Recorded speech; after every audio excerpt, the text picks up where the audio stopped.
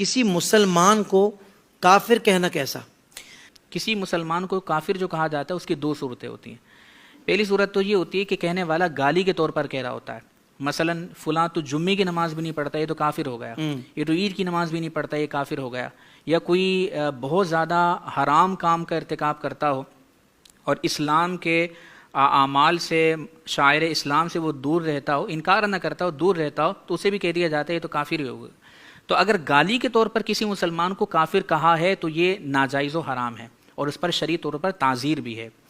دوسری صورت یہ ہوتی ہے کہ اگر کوئی مسلمان کسی کو کافر کہتا ہے تو وہ اس کے کافر ہونے کا اعتقاد رکھتے ہوئے کہتا ہے۔ اگر کسی مسلمان کو کافر کہا یہ یقین رکھتے ہوئے اس عقیدے کے ساتھ یہ کافر ہے تو اس صورت میں خود کہنے والا کافر ہو جائے گا۔ اللہ اکبر۔ یہ حدیث ہے سرکار کونین صلی اللہ علیہ وسلم نے ارشاد فرمایا کہ من قال لاخیہ یا کافر فقد باء بها احدہما، سرکار نے فرمایا کہ جس نے اپنے مسلمان بھائی کو کہا کہ اے کافر، تو یہ کفر جو ہے ان دونوں میں سے کسی ایک کی طرف لوٹے گا۔ کیا مطلب؟ اگر کہنے والا صحیح کہہ رہا ہے، یعنی سامنے والے کو کافر کہا تو وہ سامنے والا واقعی کافر ہے تو کفر اسی کی طرف لوٹے گا۔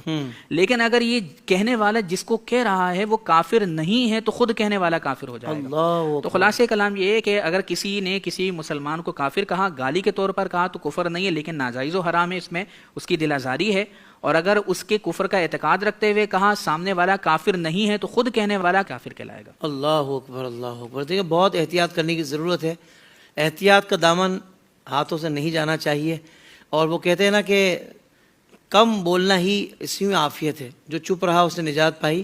اور بولنے سے پہلے ایک مرتبہ آپ یہ تول لیں کہ آپ کیا کہنے لگے ہیں، کیا بول رہے ہیں، کہیں ایسا نہ ہو کہ وہ غلط جملے آپ کے ہی گلے پڑ جائیں۔